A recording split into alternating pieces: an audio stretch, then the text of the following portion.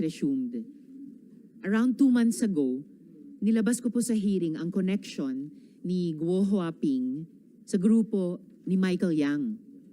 Kung matatandaan natin, si Hong Jiangyang na nakababatang kapatid ni Michael Yang ay may joint account sa isa sa mga kasosyo ni Guo Huaping sa negosyo, si Yu Zhengkan.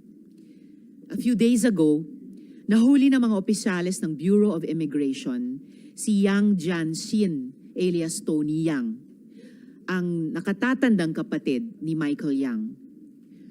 Michael Yang has previously denied any connection with illegal POGOs.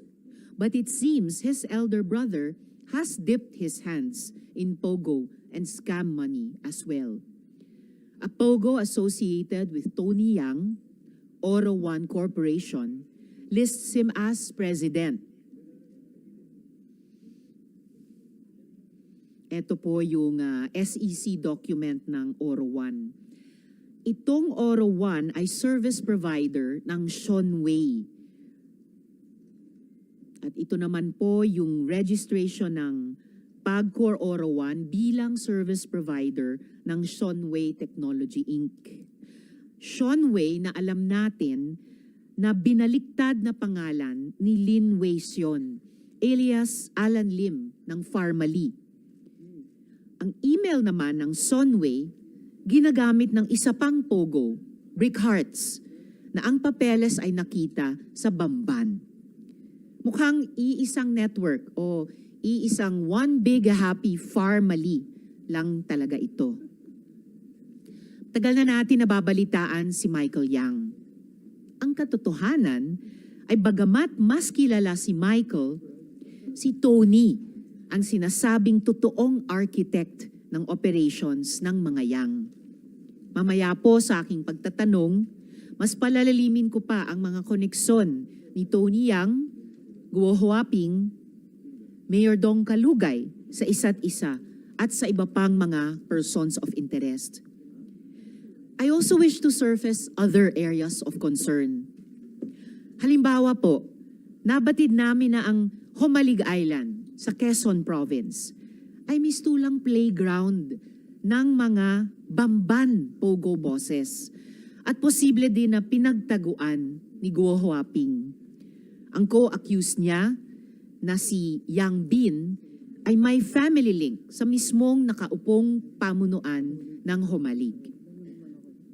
Titiyakin natin na managot ang dapat managot at ang mga polisiya natin ay di ganito kadaling paglaruan. As our hearings draw to a close, sa palagay ko ay mahalaga ding balikan kung bakit natin ito ginagawa at para kanino. Sa gitna ng mga seryosong usaping ito, nakukuhang magpa-cute at magpa-kengkoy, sina Guo Huaping, Cassandra Ong at iba pa. May love angle, may pakilig, may paawa effect pa. It is important to sift through the noise and remember what this hearing has always been about. Human beings forced to work as slaves and the ineptitude of Philippine law and government to prevent it. Inaalipin, sinasaktan at inaabuso habang nagpapayaman ang mga katulad nila Guo Huaping and their criminal enterprise. This is front and center of our investigation. This blatant abuse of our institutions must stop. These human trafficking activities must stop. These money laundering activities must stop. Buwagin natin ang mga sindikatong ito.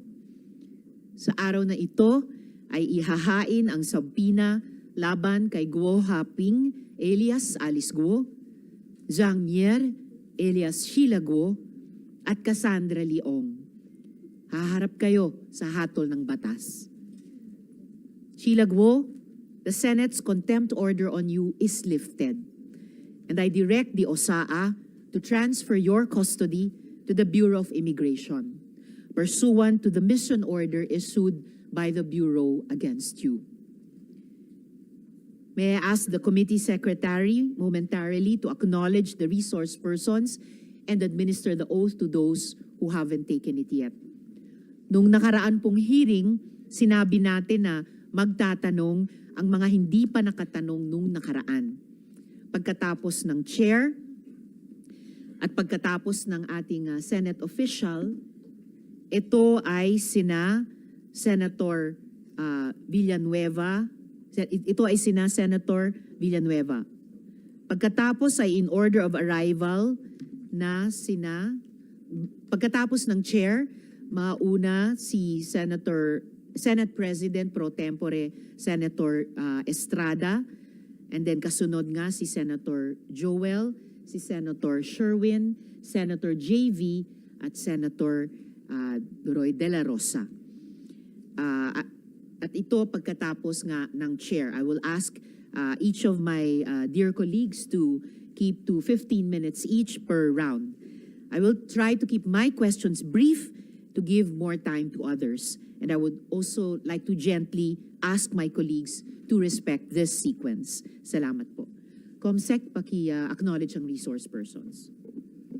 Good morning, everyone. The committee would like to acknowledge the presence of the following resource person.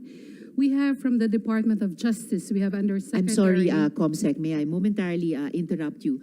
I need first to ask my dear colleagues kung meron po kayong mga opening statements. Madam Chair, just quick, yes, before the opening intervention. statements. Madam Chair, I saw in the news yesterday that the shareholders and incorporators of Zunyu 1 and Hongsheng were surrendered to the NBI after the issuance of the warrant of arrest by the courts. These are namely Roderick Paul Pujante, Juan Miguel Alpaz, Jemelyn Cruz. Jemelyn Cruz is the president of Zunyu 1. Then Thelma Borogo Requiro, she's the president of Hongsheng. Then the other incorporators are Rita Iturralde, Rowena Evangelista, Rachel Carreon. May I inquire, Madam Chair, if these personalities were invited to this hearing, considering that some of them were issued subpoenas in the past? Thank you, Senator Sherwin. When we ask the COMSEC to acknowledge our resource persons, please include if these individuals, Mr. and Mrs. Pujante, Alpaz, Cruz, Requiro, Iturralde, Evangelista, and Carreon, some of them covered by subpoenas, were indeed invited, and if they are present. After the opening statements, COMSEC. So, opening statement, please, from Senator Joel. Thank you very much, Madam Chair.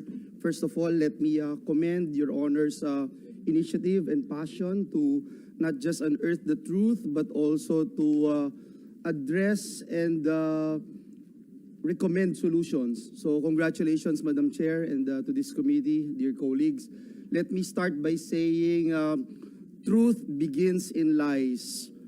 Ang katotohanan po talagang magpupumiglas sa patong-patong na kasinungalingan. Kaya po si Guo alias Alice, you may have created a web of lies, the perfect script, pero kahit ano pong galing na magpaikot ng mga individual na ito, kahit balibalik na rin pa ang mundo, mas malakas ang puwersa ng katotohanan laban sa kasinungalingan. Na ipagpatuloy nyo lang po yung ganyang storya dahil maliwanag pa sa sikat ng araw na may mga padrino ang POGO at may mga nagkakanlong sa inyo at sa mga individual na kasabwat ng grupong ito. May dalawa pong dating commissioners ng Bureau of Immigration ang nakulong dahil sa bribery. Ngayon, may nasibak na sa pwesto na dating BI commissioner dahil hindi niya nagampanan, di umano, ng wasto at tama ang kanyang trabaho. Maging po sa ating kapulisan, nakakalungkot man isipin, kahit usap-usapan lang sa intel community, wala naman sigurong masusurprise kung hindi sangkot ang mga kapulisan natin, maging ang mga dating opisyal ng PNP. Bakit nga po ba parang hindi nauubusan ng salapi ang mga tao o grupo sa likod ng Pogo? Dahil hindi rin po malayo na may international mafia sa likod ng lahat ng ito. Tandaan po natin na bagamat nasa Pilipinas ang operasyon ng Pogo, may mga foreigners po o foreigners talaga sa ibang bansa ang mga suki nito. Ang labis na ipinangangamba po natin ngayon, Madam Chair, ay ang mga nabibiktima na local government units na infiltrate na ang Banban, nakarating na sa Suwal, sa Porac, Pampanga, sa Cebu, etc. Hindi pa po natin alam hanggang sa ngayon kung ano-anong mga LGUs ang mga infested na ng mga Pogo. Anong mga LGU pa kaya ang nahawa sa Pogo pandemic na ito? Na-file na po natin yung Senate Bill number 2752 o ang Anti-Pogo Act. Pero kahit, Madam Chair, maisabatas po ito, kung hindi naman natin mapupuksa ang pinakaugat ng Pogo at matunton ang puppeteer nila alias Alice Guo, babalik at babalik din po tayo sa kasamang dala ng Pogo. Madam Chair, this is the reason why we are all here to address and resolve the gaps in our laws. Let me remind everyone, unang-una, klaro po na dapat nating paigtingin ang mandato ng ating mga ehensya upang suriin ang mga bagay na nasa kanilang jurisdiction. Halimbawa, ang Philippine Coast Guard na nagsasabing hindi raw nila sakop ang pre-departure inspection ng mga pribadong sasakyang pandagat. Kailangan pong matakpan din ang mga loophole kagaya nito. Gayon din ang PSA sa pagtanggap ng delayed registration of birth certificates na madali naman palang malulusutan. Isa sa mga naging daan upang magawa ang napakalaking krimen at kasinungalingang ito. Pangalawa, Madam Chair, nais po nating bigyang pansin ang kahalagahan ng pagkakaroon ng isang tinatawag na integrated database ng ating mga ahensya.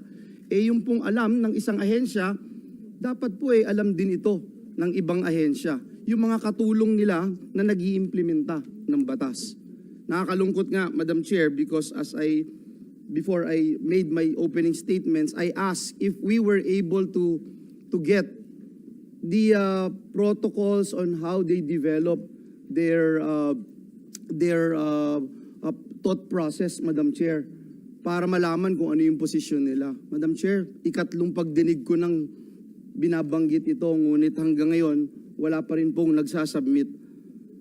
Huli at pinakamahalaga, Madam Chair, that I'd like to raise ay yung pangangailangan na paigtingin po natin ang batas at parusa, lalong-lalo na sa mga opisyal ng gobyerno na nagpoprotekta sa mga illegal na gawain. Hindi na po nila iniinda, Madam Chair, yung perpetual disqualification at dismissal. Kaya hanggat po may mga magpoprotekta sa mga kriminal at sindikato, nakakalungkot, babalik at babalik din po tayo dito. Maraming salamat, Madam Chair and dear colleagues. Maraming salamat din, Senator Joel. For his opening statement, Senator De La Rosa. Thank you, Madam Chair. My opening statement is all about the official statement coming from the Council of Chiefs, which I am a member, Madam Chair, if I may read this statement. Please proceed. The Council of Chiefs, 8th floor, State Center 2, Ortigas Avenue, Mandaluyong City. The Council of Chiefs, composed of former chiefs of the Philippine National Police, strongly condemns the irresponsible statement made by retired AFP Brigadier General, now a senior PAGCOR official, Raul Villanueva, during the Senate investigation of illegal POGOs last September 17, 2024.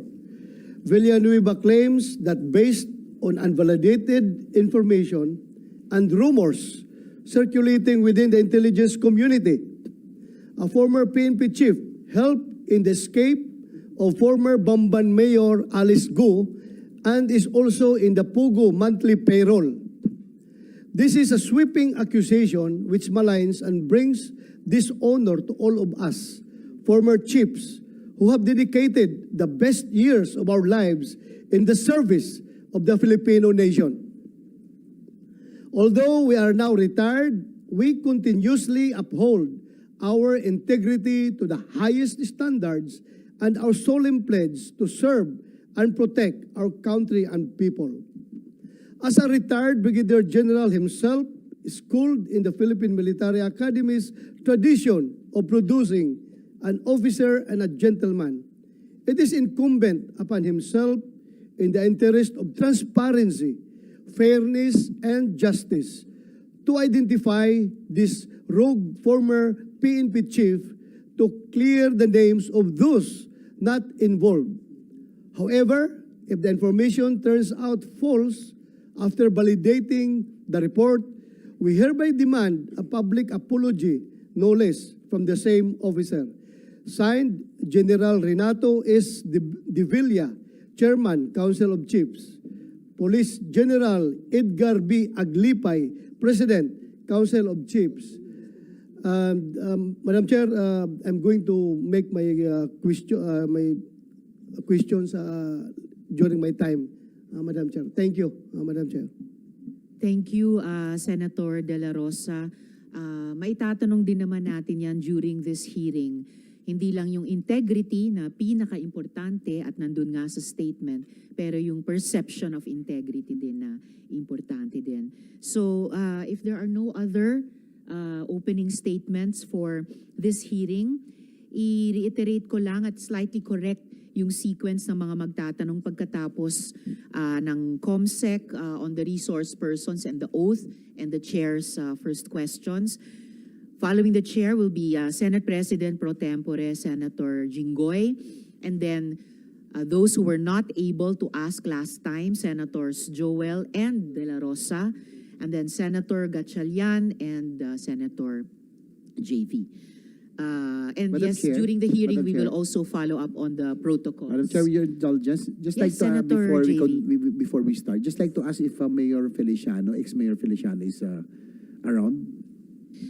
Salamat, Senator JV. COMSEC, please include the status of Mayor Feliciano as resource person in your acknowledgement of resource persons and administration of the oath. Salamat, COMSEC. Salamat, Senator JV. So the committee would like to acknowledge the presence of the following resource person. From the Department of Justice, we have Under Secretary Nicholas Felix T., Assistant Secretary Francis John Tejano. From the Office of Solicitor General, we have Assistant Solicitor General James Lee Condangan. From the Philippine National Police, we have Police Colonel Isagani Fetesanan. From the Criminal Investigation and Detection Group, PNP, we have Police Colonel David Poklay. From the Philippine National Police, Major General Romeo Karamat. From the Provincial Director, Pampanga PPO, we have Police Colonel J. Dimandal. Together with Mr. Alex De Leon Boraga.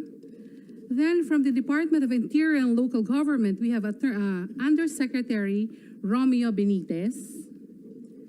From the Department of Transportation, we have Assistant Secretary Hector Villacorta.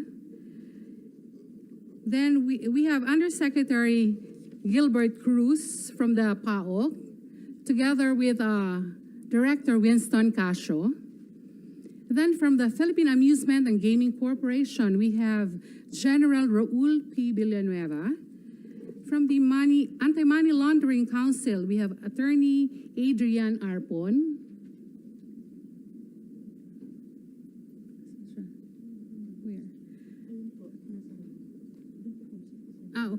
Okay, nasa gallery. Please join us at least in the gallery, Attorney Arpon. Please proceed, COMSEC. Then we have Attorney Arnold Cabanglit, Attorney Mary Catherine Mendoza, Mr. Jason Padilla, and Mr. Kevin O'Malley. From the Bureau of Internal Revenue, we have Attorney Tobias Arcilia. Where are they? Okay. Then Attorney Edgar Alan Reyes. We also have the former Commissioner, Bureau of Internal Revenue, Bureau of Immigration. We have Attorney Norman Tansinco. Then we have from the National Bureau of Investigation, we have Attorney Angelito Magno, Attorney John Mark Santiago, Then we have from the Securities and Exchange Commission, we have Attorney Hale Oliver Labayo. From the gallery, ma'am. Attorney Pamela Lorraine Ramos. Okay. From the National Intelligence Coordinating Agency, we have Deputy Director General Francisco Ashley Asedillo.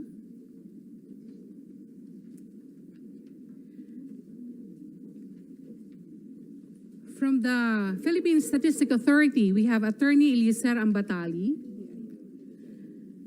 Miss Emeline Macario, Mr. PJ Cayaba. Oh, okay. Then, yes, later on. From the Philippine Statistic Authority, we have Attorney Eliezer Ambatali, Miss Emily Macario, Mr. PJ Cayaba. Then from the Manila International Airport Authority, we have Miss Maria Lourdes San Juan Reyes. Okay. From the Maritime Industry Authority, we have Attorney Dem Thomas Redonia.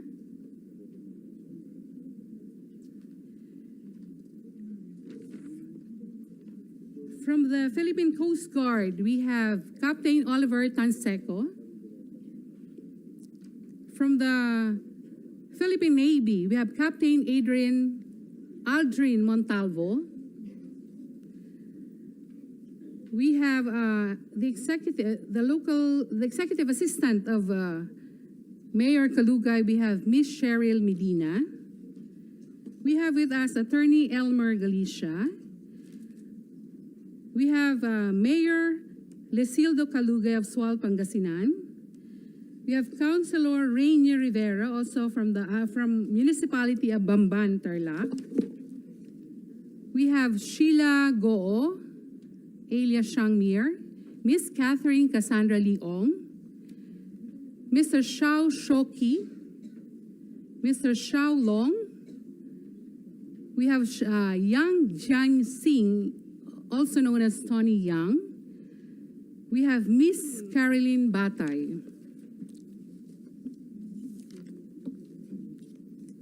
Madam Chair, we invited the former Mayor Jose Antonio Feliciano, but he sent his regrets, telling us that he has a prior commitment. Then the Secretary of, we invited Miss Geraldine Pipito the last time she was here, and she also sent her letter regrets. See, Miss Geraldine Pipito, Secretary of former Mayor Alice Guo. What is the reason behind her non-appearance? As per her letter, she is experiencing an on and off fever since September 22. So she will not be able to attend.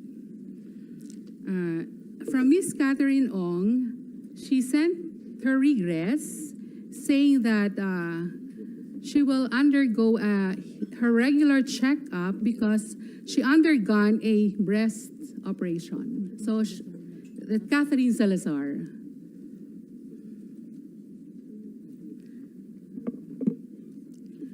We sent an invitation to Miss Garly Santos Macaranas, the one that was mentioned during the last hearing.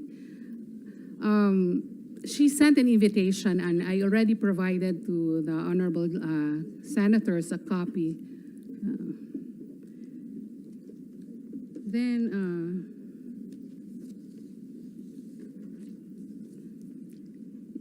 Madam Chair, as regards Roderick Paul Pujante, Juan Miguel Alpas, Miss Jamelyn Santos Cruz, Telma Barogo Riquero, Rita Oituralde, Rowena Evangelista, Raquel Joan Malonzo Carrion, we wrote the National Bureau of Investigation because these people have been detained at NBI, and we received a letter from Judge Santiago, if I may read.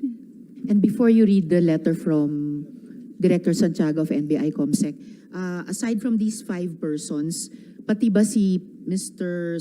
or or Ms. Puhante at Alpas kasama dyan sa letter? Yes, yes, Okay, ma'am. please proceed, Comsec.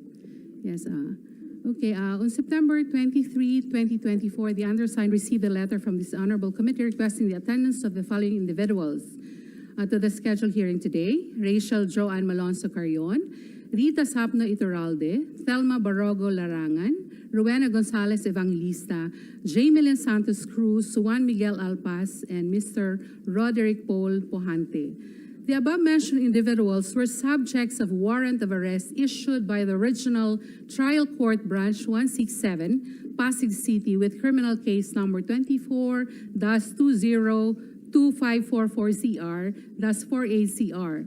The said warrants of arrest returned to the NBI on 23 September 2024 at 3:45 p.m. At present, the physical custody of the above-mentioned accused is with the Security Management Division of the NBI. This bureau immediately coordinated with the Regional Trial Court Branch 167 through their official phone number regarding the request of His Honorable Committee as evidenced by the attached letter. The undersigned will immediately inform this Honorable Committee of any development regarding his request. Yes, salamat, Comsec. Yes, Senator Sherwin. Madam Chair, thank you for the update.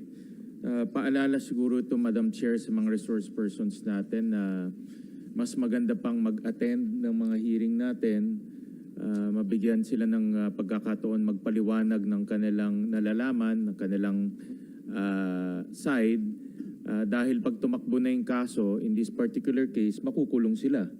At alam naman ho natin yung hearing ng isang kaso, tumatagal ho yan. No, kahit na ho magsalita sila sa media na wala silang kinalaman dahil narinig ko ho sa media, pero nakakulong na sila. So napakaganda po, paalala lang ho sa ating mga resource persons na itong mga hearing na ganito, isang pagkakataon to para mabigay nila yung kanilang nalalaman at tumulong sa komite, makahanap ng katotohanan. Thank you for the update, Comsec. And may I know, Comsec, if we invited Mr. John Michael Mayrong.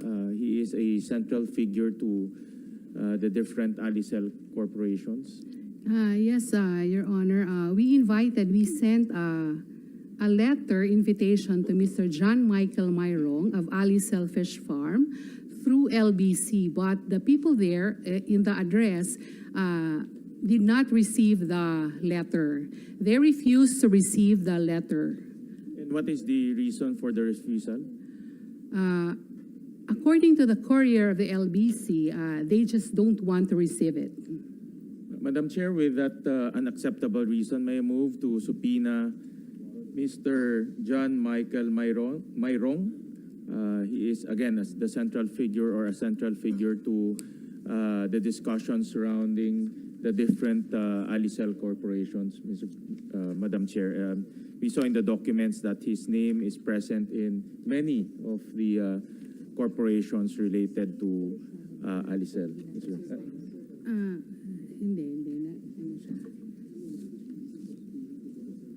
There is a motion to subpoena Mr. Larangan. I'm sorry. John Michael Mayrong. J.M. Mayrong, duly seconded. So ruled, Comsec, paki-issue yung subpoena laban kay Mr. Mayrong. And point very well taken yung sinabi ni Senator Sherwin dun sa ibang invited resource persons, some already covered by subpoena, sa pag-absent sa hearing na ito. Lalo na dahil, gaya ng binanggit ko kanina, patapos na ang mga hearings na ito. Kumbaga, nagsasara na rin yung window of opportunity sa mga resource persons. Magpakita dito to honor the invitation or lalo na to honor a subpoena at magsabi na ng totoo. Kumbaga, pa-last chance na magsabi ng totoo sa komite in aid of this investigation. Comsec, to follow up, anong status ng imbitasyon natin kay JP Samson? Madam Chair, we sent a subpoena to Mr. Samsung, and it was received by his driver, and there's no reply from them. Madam Chair, if I may. Yes, SP Pro Tempore. Yes, according to our committee secretary, Mayor Feliciano declined invitation because of a prior commitment. Yes, sir. And I think that is totally unacceptable to me and the committee. I move that we issue a subpoena, and if he does not honor the subpoena, issue a warrant of arrest right away. I so move, Madam Chair. There's a motion to subpoena former Mayor Feliciano, duly seconded, and so ruled. COMSEC, please issue the subpoena against former Mayor Feliciano. Hindi po talaga po pwede na medical excuse na hindi naman urgent din, no? So I address this to those already mentioned na nagsasite ng medical reasons at pati kina Ms. Geraldine at Ms. Catherine. You will be invited to the next hearing dahil mukhang posible talagang may isa pang hearing kung madami ang sakit-sakitan. Do not fail to heed that subpoena of the committee. Madam Chair, Yes, if I may Senator just Joel. ask another question to our COMSEC. So si G and Kath are both absent today.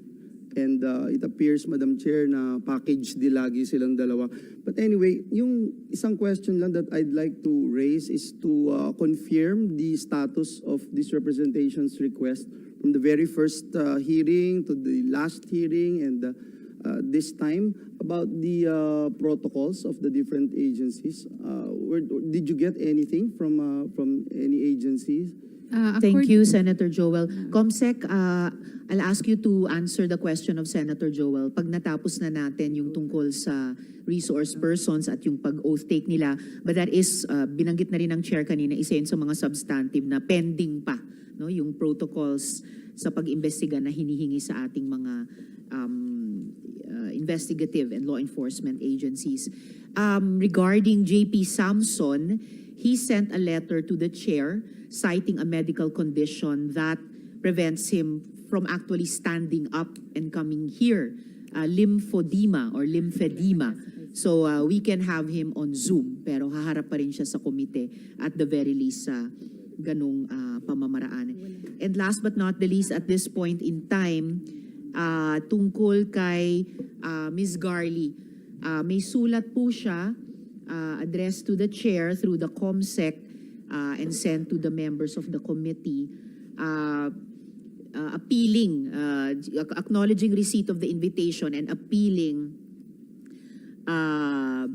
or begging not to face the committee in public alang-alang sa kanyang dalawang minor children. Pero nag-signify siya na very willing to personally appear before the committee members and talk with us in confidence, and hoping that we would give her the chance to talk with us face to face. We will definitely require that of her, alang-alang lamang sa kanyang 2 minor children, pero kailangan humarap siya at sumagot sa mga tanong ng committee members, even if in effect, an executive session. Madam Chair, Senator just a Joel. very quick administrative matter.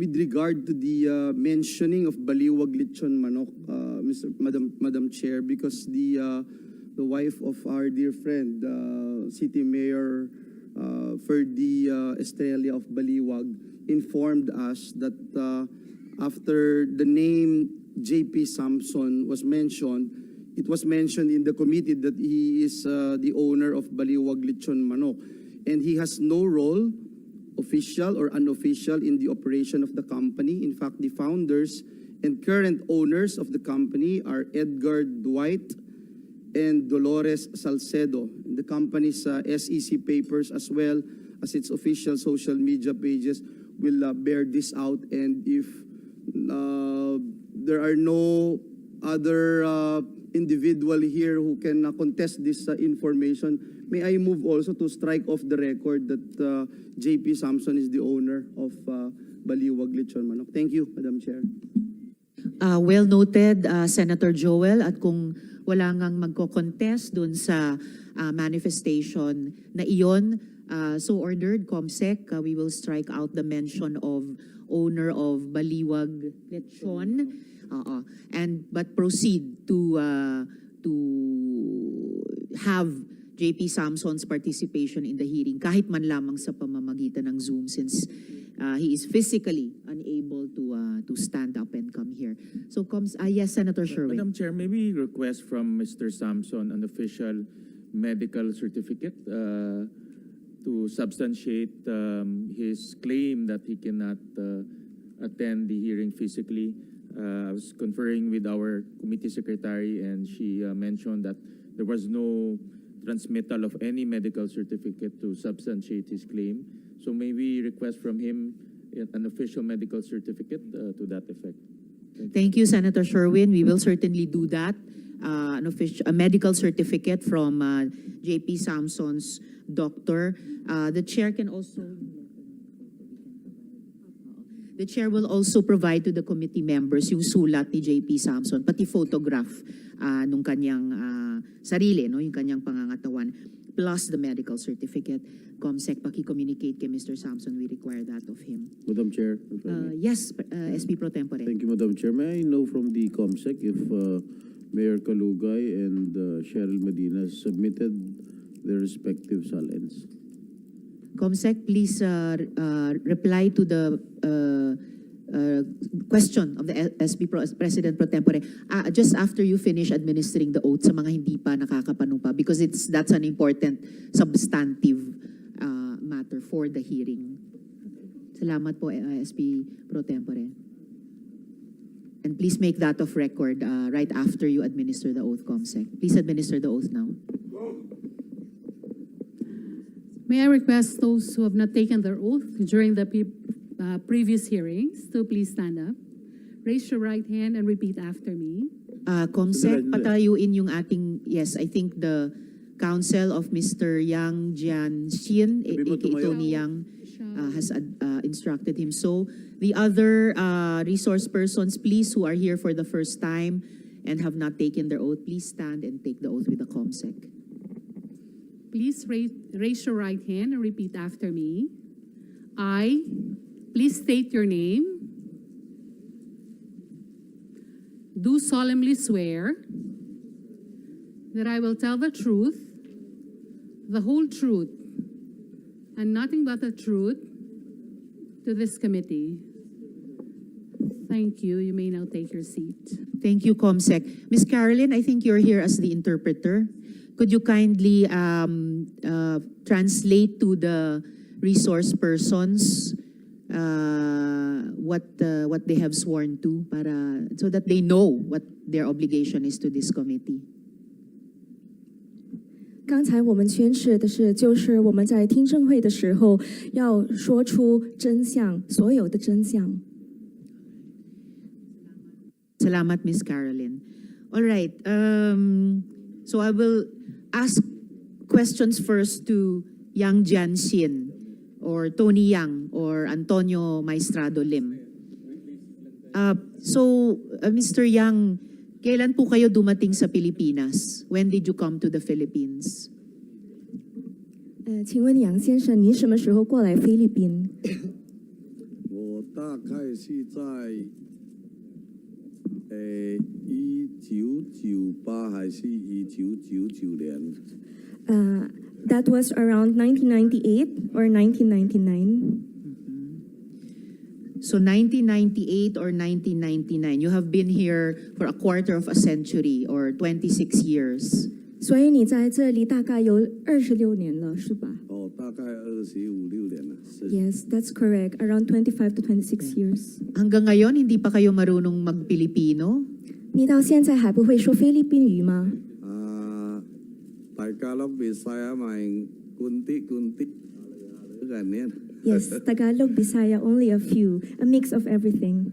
Ganyan din yung sagot ni Michael Yang sa amin nung family investigation. Sa tagal na niya dito, hindi pa rin marunong mag-Pilipino o Bisaya ng fluent. Madam Chair, Anyway, yes, SP Pro Tempore? maybe we can ask Senator Gatchalian to confirm if he is really telling the truth.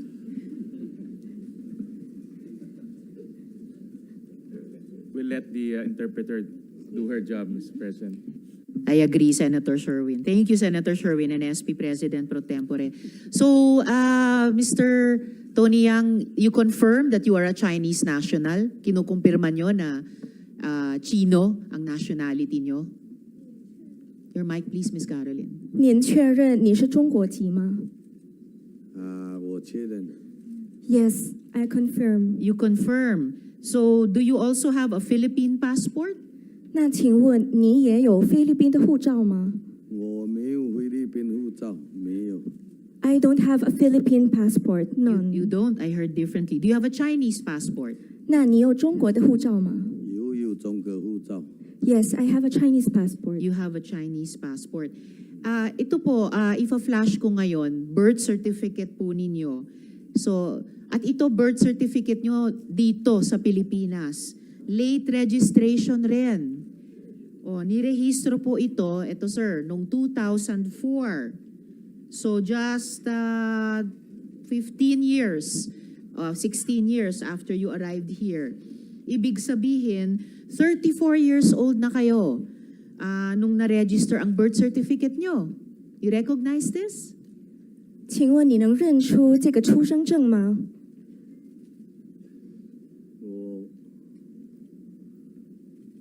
因为这个出生证我也不懂得英文哦，就是当时好像我来这边差不多应该2、3年了，当时我爷爷他不知道怎么样，去哪里弄来给我，是我爷爷弄来给我的。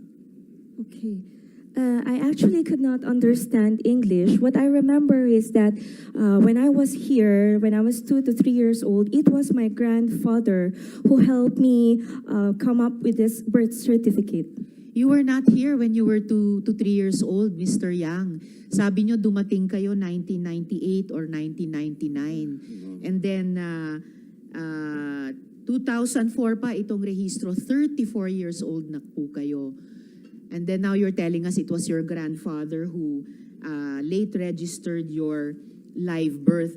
So it looks to me, Mr. Yang, the birth certificate is fake. Remember, you are answering under oath. Miss Caroline, please.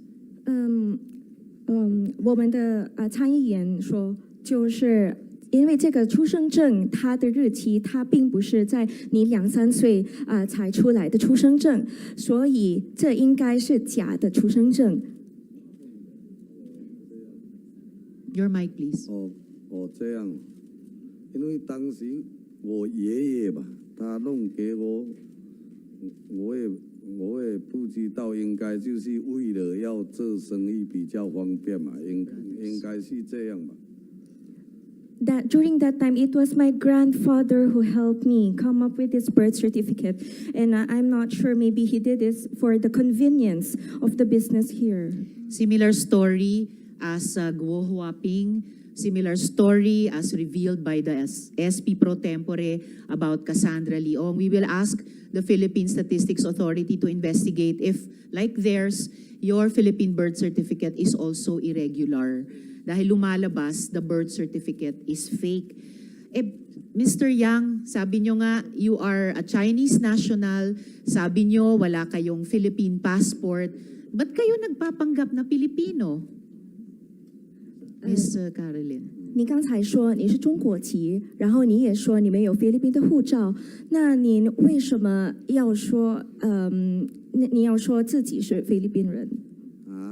你为什么要说自己是菲律宾人？因为我当时我外公嘛，他弄给我我刚来也不大懂得他弄这个给我是为了什么，我自己在想，应该是为了我留在菲律宾这边发展做生意吧。 比较方便嘛，应该是这样，我自己想的吧。因为当时他弄给我，到现在也好像有20年左右了，我也反正就一直就是这样的，这样用着。Okay. During that time, it was my grandfather who helped me process this birth certificate. I am not aware of this. Maybe he was thinking that it was for my convenience so that I can build a business here.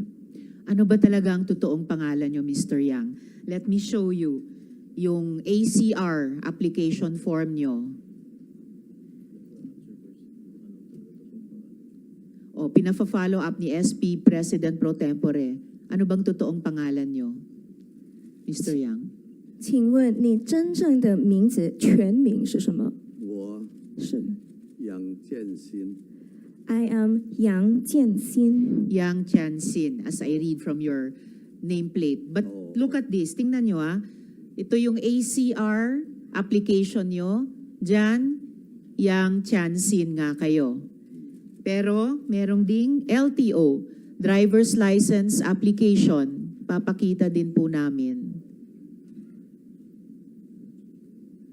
Dito naman, pangalan nyo, Antonio Maestrado Lim.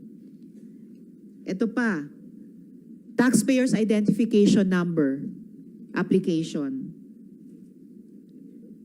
May TIN pa. So ito, sa mga Pilipino, dito naman, iba na naman ang pangalan nyo. Antonio Lim. So alin sa mga ito ang totoong pangalan nyo?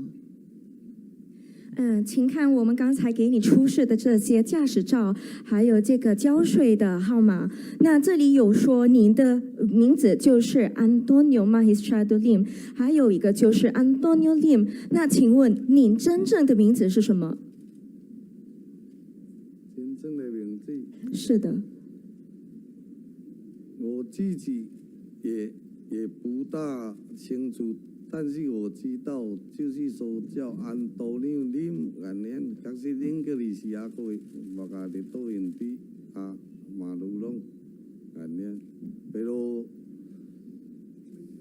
就是我自己对这个英文嘛，我也不说也不准，但是就是大概就是叫安多尼林这样，我知道那个。就是叫安多尼林或安多尼임림感念。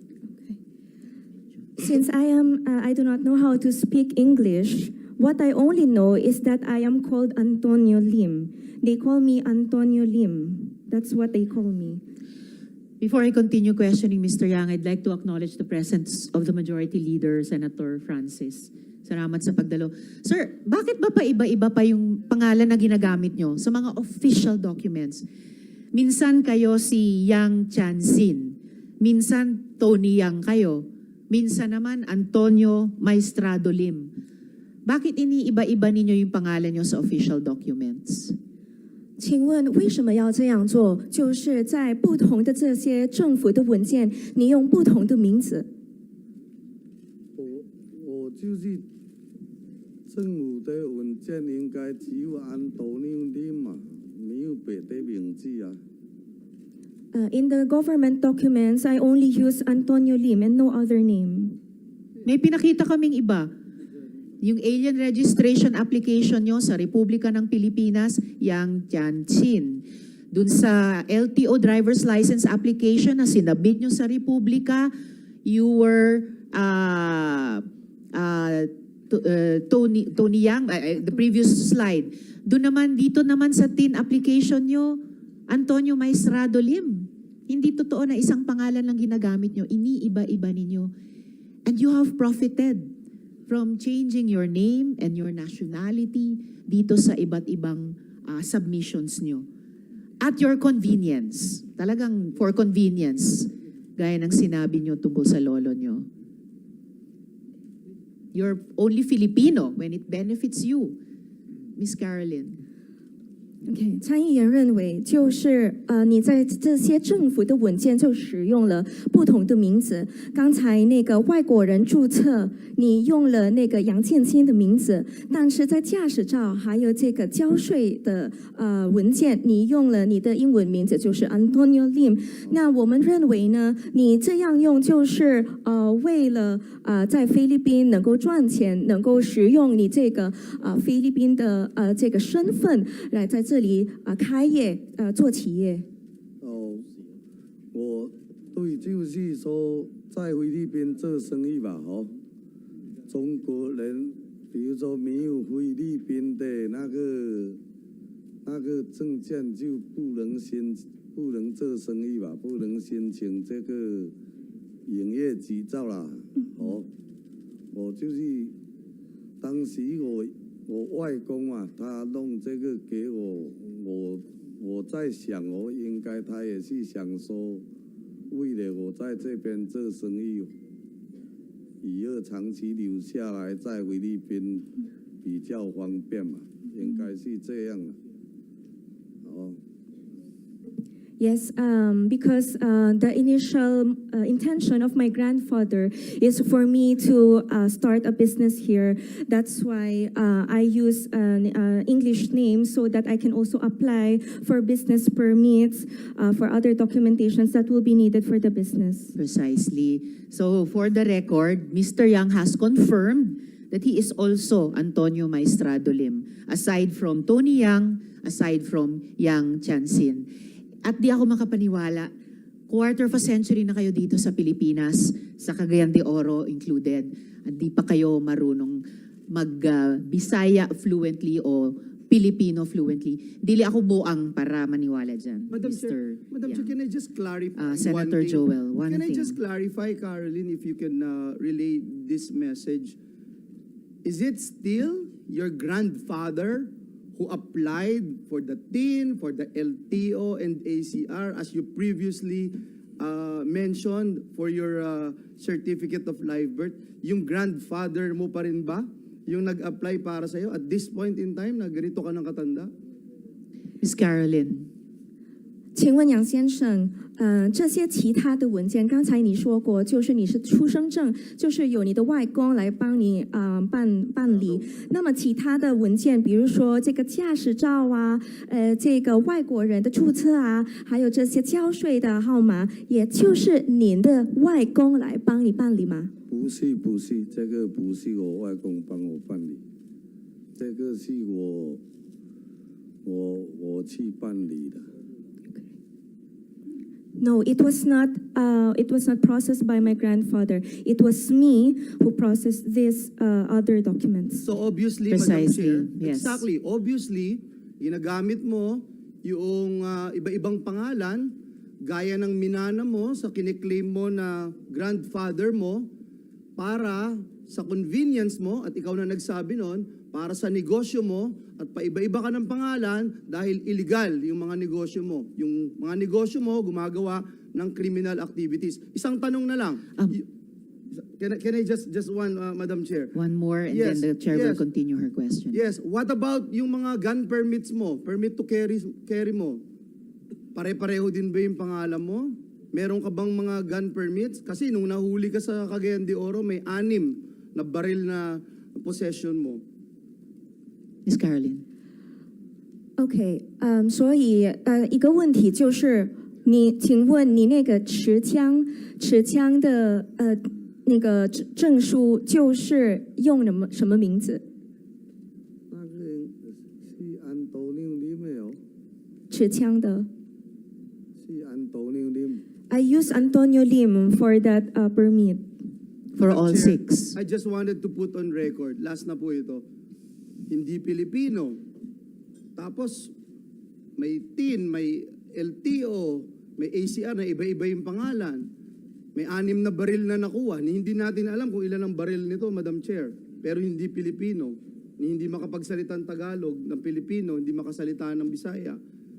Tapos dito naghahasik ng lagim sa bansa natin. Dito lang sa Senado, napaka-weird na ganito yung sitwasyon na may interpreter tayo. Nakakalungkot para tayong binabalasubas dito, Madam Chair. Salamat, Senator Joel. So, Mr. Yang, or kung ano man yung totoong pangalan nyo, bakit ba kayo pumunta sa Pilipinas? 请问杨先生，您为什么要过来菲律宾？因为我爷爷当时我外公嘛，他们就在这边呐、他们叫我过来这边发展做生意，这样就是过来这边做生意吧。During that time, it was my maternal grandfather who invited me to come here to join them in the Philippines to open up a business. Madam At Chair. saan kayo ipinanganak? And then I will call the SP Pro Tempore. Saan kayo pinanganak? 请问你是在哪里出生的？我是在中国福建，福建。福建。福建 Okay. I was born in China in Fujian. How do you spell that? Fujian, and that means in Fujian province. Fujian Province. Which city there? 福建哪里晋江， ？In 晋江。晋江市。 XIN JIN. JIN JIANG. Jinjiang. SP Pro Tempore. Why did For you, one question. Why do you have a birth certificate, live birth certificate when you were born in China? 那请问你是在中国出生对吧？为什么有这个菲律宾的出生证呢？菲律宾的出生证是吧？是。就是我过来这边应该大概3年还是4年嘛，我爷爷去弄来给我的，我外公嘛去弄来给我的。Yes, it was my maternal grandfather who helped me process the birth certificate for the first during the third or fourth year that I came here in the Philippines. And your, yes, SP Pro Tempore. Tanungin mo nga kung buhay pa yung lolo niya. 请问你的外公还活着吗？我外公应该在15年几年前就过世了。十几年前。Okay. 过世了。 So my grandfather, he passed away around 10 years ago. Eh, kaya niya ginagamit dahil patay na eh. You are always using your grandmother or your grandfather because they are already dead. How can we ask them questions? If indeed it's true that they processed all your fake documents here. And Mr. Yang, ang nakalagay sa birth certificate nyo, place of birth, Misamis Oriental. Eh, you just told us pinanganak kayo sa Xinjiang, sa Fujian province. So, a lie on the birth certificate, isa pang patunay na irregular yung birth certificate nyo. 你刚才有说过你是在中国福建出生的，对吧？但是这个菲律宾的出生证说你在 Misamis Oriental 出生的，所以这个证明你的出生证就是虚假的，而且这个是不是正常的出生证？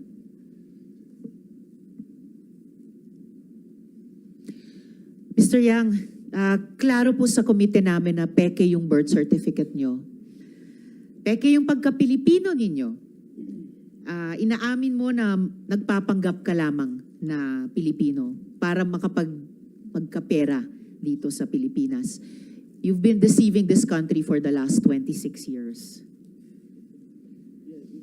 Okay. 所以这个就证明你的出生证就是虚假的，而且呢，你就是在26年在菲律宾就假装是菲律宾人。哦，是这样啊。是的。 And speaking of the illegal activities, dako na ako sa mga tanong ko sa inyo sa POGOs, Mr. Yang. Napakamarami pong kumpanya at negosyong nakarehistro sa inyo. Ito, ipapakita namin dito. Ito, Corporations of Antonio Maestrado Lim with SEC documents. Businesses, trade names associated with Antonio Maestrado Lim's taxpayer's identification number. Pwede mo bang ikwento sa amin kung paano kayo nagsimula, saan galing yung puhunan ninyo, at paano kayo kumikita ng pera ngayon? Gamit na rin itong lahat ng mga kumpanyang ito. Ms. Carolyn. 现在给你出示的是，就是在你的名字下，这个英文名字下注册的一些公司。请问这些公司是怎么开始的？而且你用多少的资本来开业？还有一个，到现在你是怎么赚钱的？OK， 我们从第一开始，请问这些公司是怎么开始的？就我开始做公司。 我来菲律宾开始是呢。就我开始。哦，我是不是我来菲律宾开始怎么做生意的，是吧？怎么开业的？好，我刚来菲律宾的时候吧，我有在这个马尼拉差不多5个月还是6个月，反正很久了，我也记不大清楚。后来我爷爷吧，他就叫我说到 CDO 啊，去那边做生意，那边开店嘛，开店。他说那边以前比较少中国人嘛，比较没有竞争嘛，所以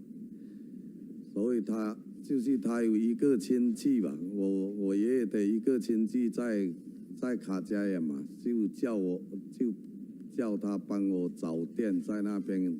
刚开始我去做这个服装、床上用品啊，这些的生意开始，就最早去卡加亚嘛。服装的用品对吗？服装、床上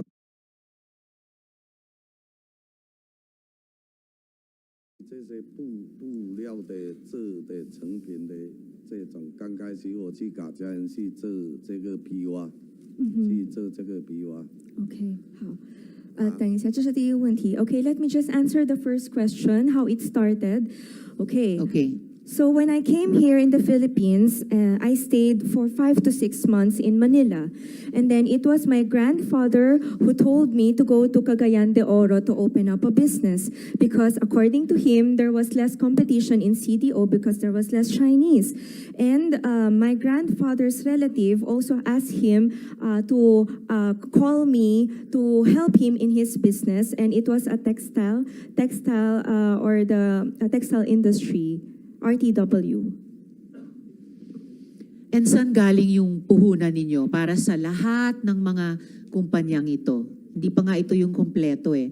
At several dito, Yangtze ang pangalan. Yangtze Sky One Condo Hotel. Yung YHJ, baka yung Y dyan, Yangtze din. May Yangtze Rice Mill. Tulad ng mga kumpanya ni Michael Yang nung formally investigation namin dito. Saan nyo nakuha yung puhunan para sa lahat ng negosyong ito? 请问这所有的企业，这所有的公司的资本是哪里来的？我刚刚来这边去马尼拉的时候，那时候我外公应该大概是给我60万还是80万的回币给我这本钱，去那边就去租店啊，这样刚开始吧。后来我就在那边慢慢发展嘛，就是后来也有做大米，也有做那个，也有做面粉厂嘛。还有后来也有做那个炼钢铁的厂，这样就是慢慢积累，也慢慢发展，这样嘛做起来的。Okay, so I could not remember clearly, but my grandfather, when I came here, he gave me around 600 to 800,000 pesos as capital for establishing these businesses. And then afterwards, I slowly developed, I slowly grew, and I already have the rice business, and also the steel factory, and also the tire factory. Pareho kayo ni Go Huaping, binigyan ng, kung hindi ng tatay, binigyan ng lolo ng puhunan para makapagsimula ng negosyo. Eh ngayon, paano kayo kumikita ng pera sa ngayon? 请问您现在是怎么赚钱的？我是的。我现在的生意就是有大米嘛，还有那个面粉厂。OK， 只有这个。还有那个就是做钢铁的，这样做钢铁生意。OK， Okay, so once again, so right now I got my income from the rice business, from the steel, and also the tire factory. Sangkot po ba kayo sa negosyo ng POGO o kahit na anumang business associated sa POGO? 请问您现在有没有跟博彩公司有相关的集团吗？没有，现在没有。 Right now, I don't have any related business with the POGO. Right now, how about before? Did you have any POGO business or POGO-related business? 那以前呢？以前我有一栋房子，就是租给他们那个一个叫秋水的做这个办公跟住宅，我有一栋房子。请问叫什么名字？ 我那个房子好像是叫养系河地还是什么，我也不知道那个名字叫什么。反正我有建一栋房子要做酒店的，就是还在建的时候有一个叫秋水的，秋水哦，他过来给我租去做这个，但是当时做这个是合法的吧，都有去正规申请这些营业执照，这些都有，是这样。 Okay, so before I had transaction with a POGO company for renting out a condo unit for them, and All right, please continue, Ms. Caroline. the name Yes, that the I name. had a transaction with is Chiu Shui. How do you spell? Can I just ask it again? Yes. 请问那个名字就是秋水吗？怎么说那个名字？他那个就是反正中国名字我就叫他说他叫秋水，我就叫他秋水吧，就这样。秋水，it's like JIUSHUI. All right. What about Oro One? Oro One is a POGO service provider. Inaamin nyo ba na presidente kayo ng Oro One? 请问这个 Or1 是一个博彩公司，您能确认你是否这个 Or1 的总经理吗？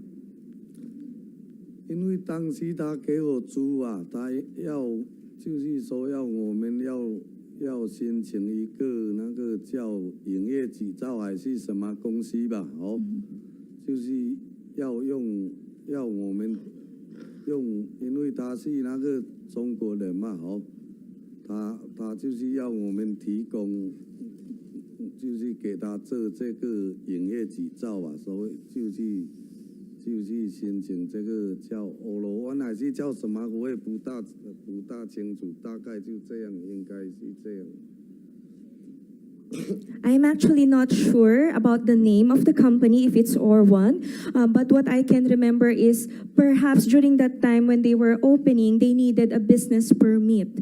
They needed to apply for a business or operating permit. That's why my name was there. Sir, masyado kayong high level para gawing dummy, nino man. I don't think na may not sure dito. I don't think na may maybe dito. Kasi ito pinapakita namin, PAGCOR license issued to Oro One bilang POGO service provider ng Sunway Technologies Inc. Kilala nyo ba si Wei Xiong-lin? 请问您认识这个韦松林吗？韦松林，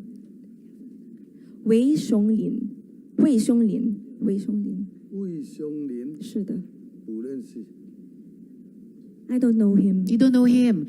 Mukhang pinagpalit lang yung pangalan niya sa Sunway Technologies, kung saan service provider ang Oro One, kung saan presidente kayo dito sa official document na ito ng PAGCOR. Ipakita ko sa inyo yung litrato ni Wei Xiong-lin o Alan Lim mula sa aming dating investigasyon sa Pharmaly ng Blue Ribbon Committee. Dito rin sa Senado. Do you remember him now? Which one there in the picture?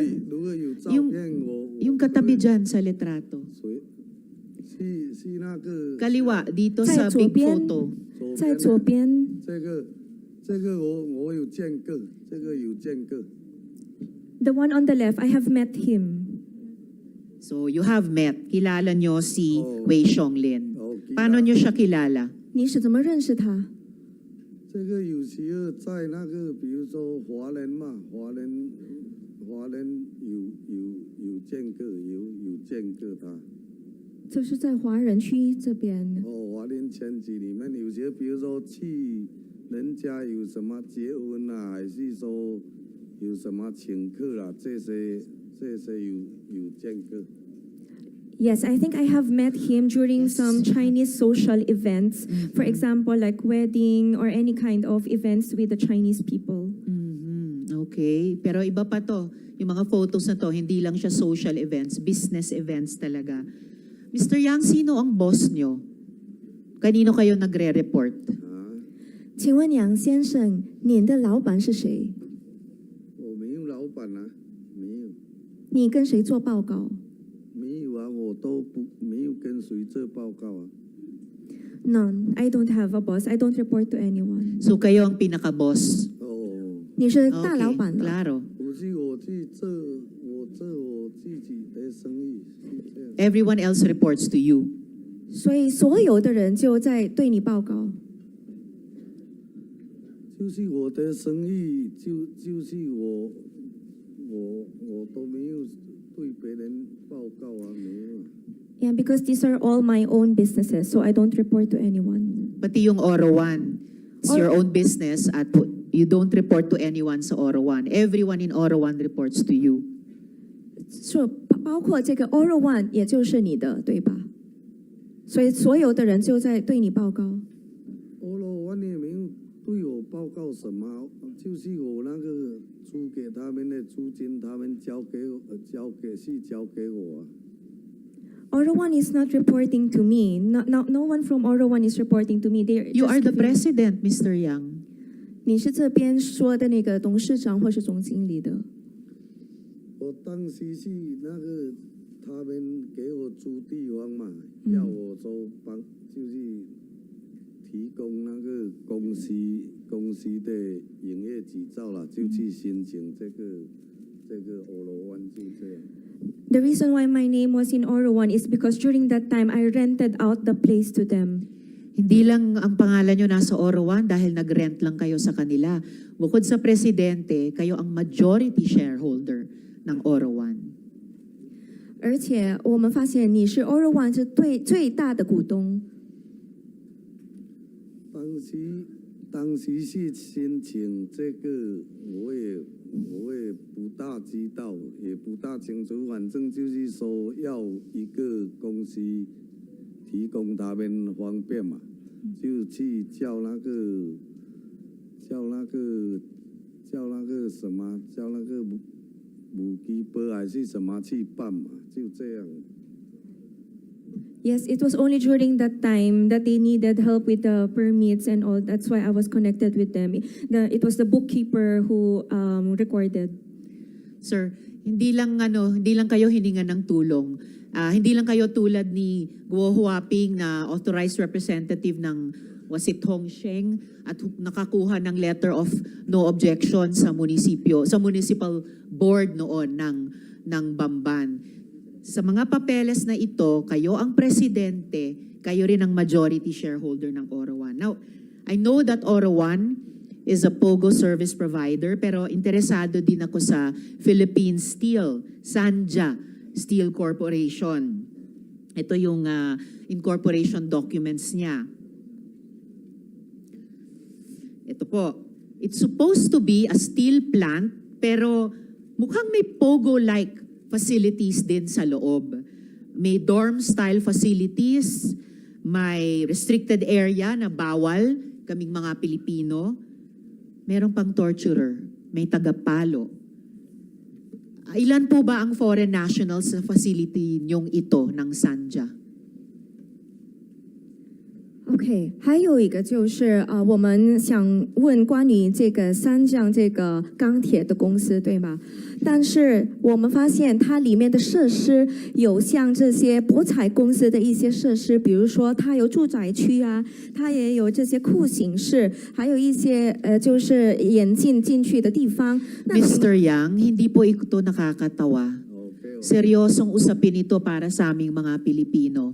At kahit hindi kayo Pilipino, kahit Chino kayo, nandito kayo sa aming bansa, dapat seryosohin niyo po yung aming mga tanong at